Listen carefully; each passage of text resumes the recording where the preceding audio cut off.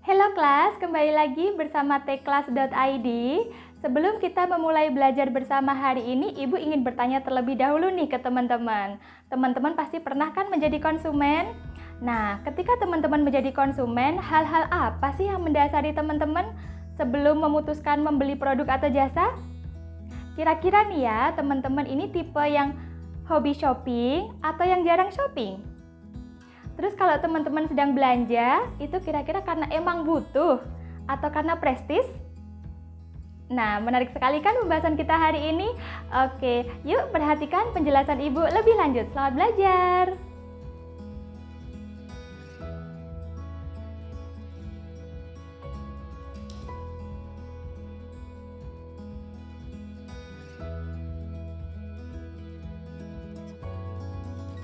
Oke, teman-teman, hari ini kita akan belajar tentang consumer behavior.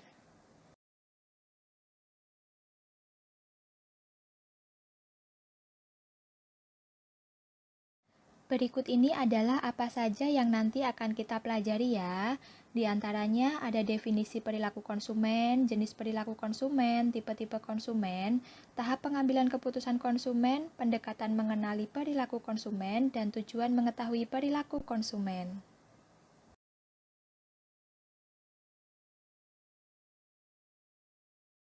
Nah, sebelumnya kita perlu tahu apa itu perilaku konsumen. Nah, di sini perilaku konsumen adalah semua perilaku yang dilakukan oleh seseorang ketika ia menjadi konsumen.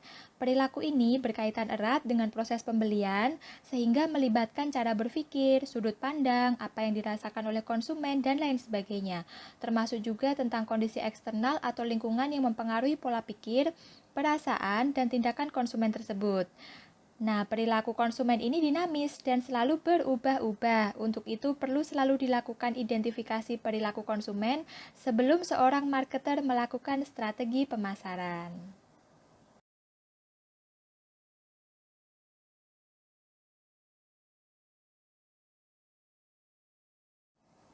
Kemudian di sini terdapat dua jenis perilaku konsumen. Yang pertama perilaku rasional, kemudian yang kedua perilaku irrasional. Perilaku rasional adalah tindakan perilaku konsumen dalam pembelian barang atau jasa dengan mengedepankan pertimbangan kognitif.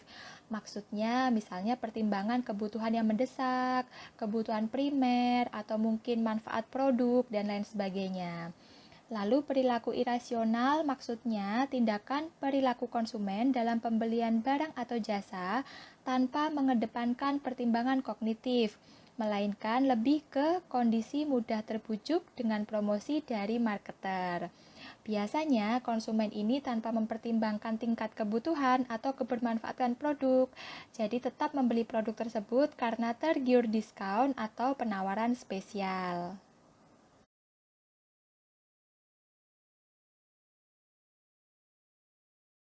Kemudian apa saja sih ciri-ciri perilaku konsumen rasional?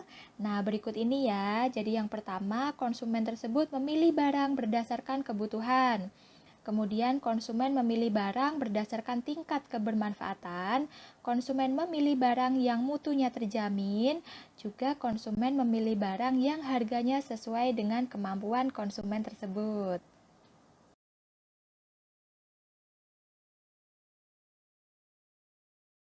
Selanjutnya, berikut ini adalah ciri-ciri perilaku konsumen irrasional, yaitu konsumen sangat cepat tertarik dengan promosi atau iklan.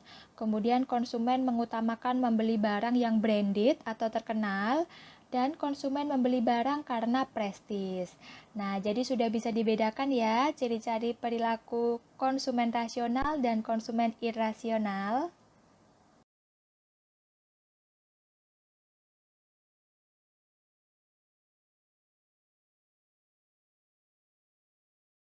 Selanjutnya, kita juga perlu tahu tipe-tipe konsumen.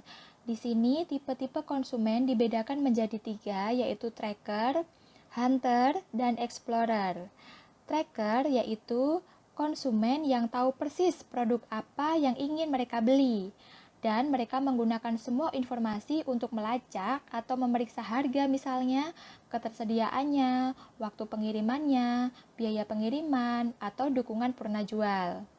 Nah, konsumen tipe ini memerlukan sedikit bujukan lebih lanjut agar dapat melakukan keputusan pembelian.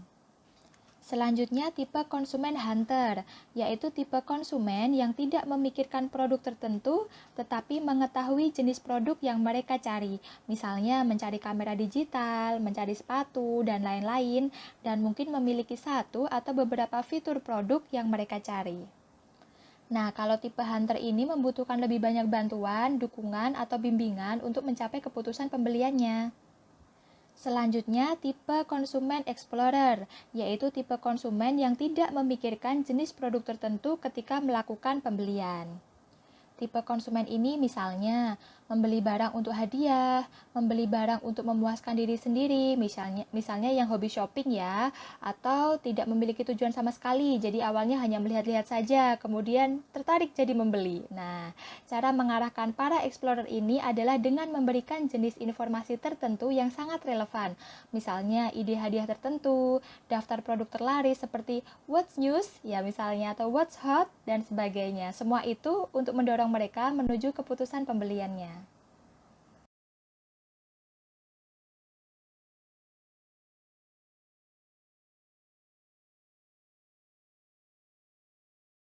Nah, berikut ini adalah tahapan pengambilan keputusan bagi konsumen. Yang pertama, pengenalan masalah. Jadi sebelum membeli suatu produk atau jasa, biasanya konsumen akan diawali dengan dasar kebutuhan atas suatu produk atau jasa. Atau dapat pula melakukan pembelian karena atas dasar menyelesaikan suatu kepentingan. Nah, kecuali tipe konsumen explorer yang Ibu jelaskan sebelumnya ya. Tahapan berikutnya adalah pencarian informasi. Untuk memenuhi kebutuhannya tersebut, seorang konsumen akan aktif mencari tahu produk atau jasa yang dapat memenuhi kebutuhannya atau menyelesaikan kepentingannya. Nah, dalam mencari sumber atau informasi ini, seseorang dapat melakukannya dari diri sendiri maupun dari orang lain secara eksternal ya, misalnya menerima masukan, sharing pengalaman, dan lain sebagainya. Tahap yang ketiga adalah mengevaluasi alternatif, artinya mempertimbangkan semua alternatif yang diperoleh sehingga akan mengerucut mengarah pada keputusan pembelian terhadap barang atau jasa tertentu.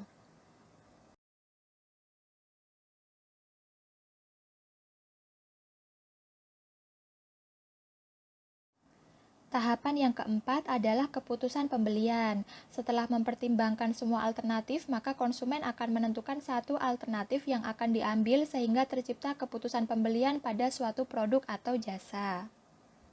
Selanjutnya, tahapan yang terakhir yaitu evaluasi pasca pembelian.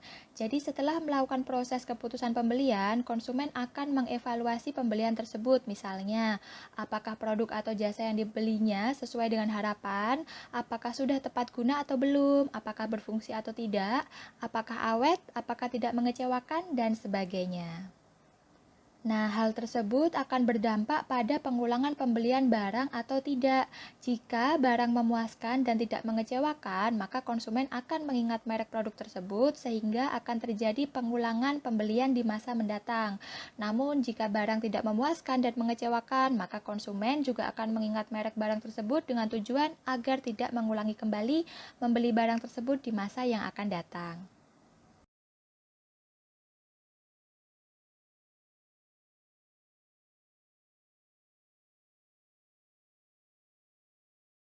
Berikut ini adalah beberapa pendekatan untuk mengenali perilaku konsumen, yaitu ada pendekatan interpretatif, ada pendekatan tradisional, juga pendekatan sains pemasaran. Nah, pendekatan interpretatif yaitu pendekatan yang membahas secara mendalam hal-hal mendasar mengenai perilaku konsumen. Pendekatan ini biasanya menggunakan teknik observasi langsung, yaitu teknik wawancara. Nah, tapi selain wawancara juga biasanya melakukan focus group discussion ya. Nah, hal itu dilakukan untuk apa? Jadi untuk mendapatkan kesimpulan mengenai makna suatu produk atau jasa bagi konsumen, serta perasaan yang dialami oleh konsumen ketika membeli kemudian menggunakan produk atau jasa tersebut. Selanjutnya adalah pendekatan tradisional. Pendekatan ini didasari pada teori dan metode dari ilmu psikologi kognitif, sosial dan behavioral, serta ilmu sosiologi. Nah, pendekatan ini menggunakan studi lapangan berupa eksperimen yang mendukung dengan survei ya. Jadi dengan tujuan adalah untuk menguji hipotesa penelitian yang berkaitan dengan teori. Tujuan utama dari pendekatan ini adalah untuk mengembangkan teori dan metode yang relatif, yang mana akan digunakan untuk menjelaskan perilaku konsumen serta pembuatan keputusan konsumen. Pendekatan berikutnya adalah pendekatan sains pemasaran. Jadi pendekatan ini didasari pada teori dan metode dari ilmu ekonomi dan statistika. Penelitian dalam pendekatan ini menggunakan pengembangan teori dari Abraham Maslow, yaitu teori hierarki kebutuhan Maslow. Ya, kemudian pendekatan ini dilakukan untuk memprediksi moving rate analysis atau pengaruh strategi marketing terhadap pilihan dan pola konsumsi.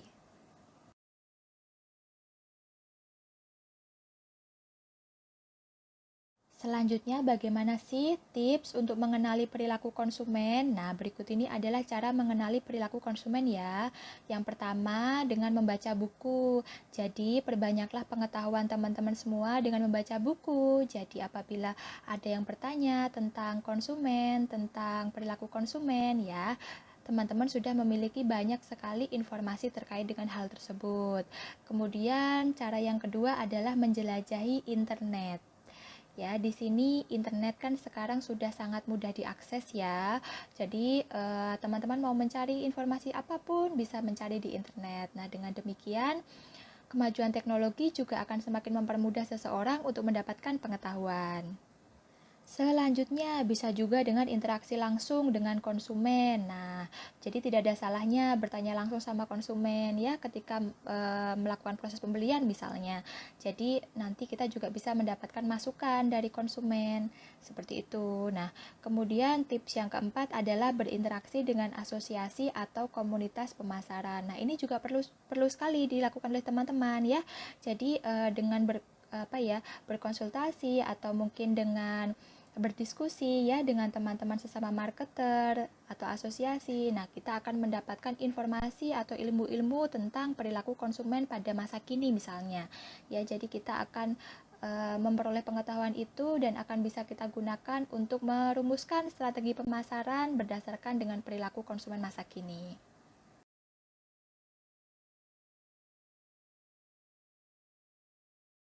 Kemudian setelah mengenali perilaku konsumen, kita juga harus mengenali kebutuhan konsumennya ya. Jadi tipsnya atau caranya adalah yang pertama, jadilah pelanggan. Ya kan pasti teman-teman sudah pernah menjadi konsumen kan? Nah, ketika teman-teman menjadi konsumen, kira-kira apa yang teman-teman rasakan? Ya, bagaimana dengan produknya, bagaimana dengan pelayanannya, dan seterusnya. Nah, dengan demikian teman-teman akan mengetahui apa sih yang diinginkan oleh konsumen, gitu ya. Kemudian selanjutnya amati aktivitas kompetitor. Jadi, teman-teman juga harus bisa mengamati apa yang dilakukan oleh kompetitor, treatment apa yang dilakukan oleh kompetitor kepada customer-customernya. Nah, itu bisa diamati, bisa ditiru, bisa dimodifikasi ya sesuai dengan produk atau layanannya teman-teman sendiri dan tunjukkanlah sesuatu yang unik di sana ya. Tips berikutnya, interaksi langsung dengan konsumen. Iya, jadi tidak ada salahnya misalnya ketika menjual barang atau jasa, tanyakan kepada konsumen kebutuhannya apa ya. Jadi dengan demikian kita bisa mendapatkan insight untuk membuat inovasi produk atau layanan jasa. Tips yang keempat yaitu berinteraksi dengan asosiasi atau komunitas pemasaran. Nah, dengan kita memperbanyak atau memperluas jejaring networking, nah di situ akan banyak informasi yang kita dapatkan seperti tadi ya, tentang perilaku konsumen dan sekarang tentang kebutuhan konsumen apa saja. Nah, dengan demikian akan menambah pengetahuan kita, insight-insight kita untuk bisa misalnya membuat produk yang baru atau memodifikasi produk yang sudah ada atau membuat sesuatu yang unik, yang berbeda gitu ya dengan yang ditawarkan oleh kompetitor.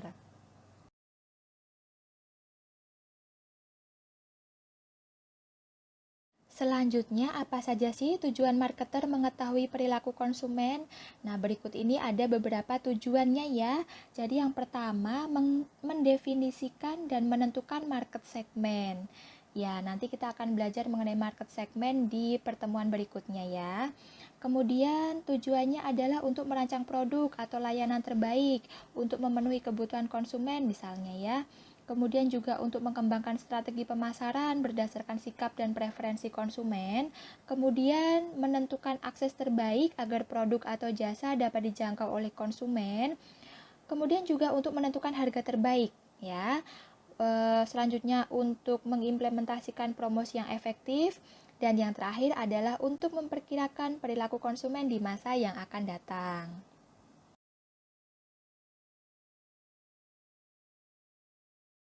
Nah, berikut ini adalah referensi buku yang Ibu gunakan untuk memaparkan materi tadi ya.